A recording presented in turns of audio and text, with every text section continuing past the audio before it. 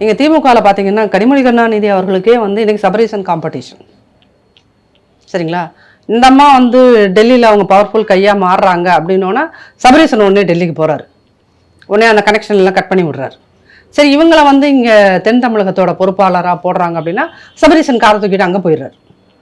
அங்கே போய் அந்த கனெக்ஷன்லாம் கட் பண்ணுறாரு. அப்போது கருணாநிதியோட மகளாக கனிமொழி இருந்தாலும் ஒரு ஆண் அப்படின்னு வரும்போது சபரீசன் ஒரு காம்படிட்டராக வருவாங்கன்னு கனிமொழி எனக்கு நினச்சி பார்த்துருப்பாங்களான்றது தெரியல. ஒருவேளை உதயநிதி தனக்கு காம்படிட்டராக இருக்காருன்றது தான் அவங்க வந்து ரொம்ப ரீசெண்டாக வந்து ஸ்டேட் பாலிடிக்ஸில் அவங்க ரொம்ப கான்சன்ட்ரேட் பண்ணி வேலை பார்க்குறாங்க. ஆனால் இவங்க எதிர்பார்க்காத ஒரு சபரீசன் உள்ள வர்றாரு, அவுட் ஆஃப் சிலபஸ்.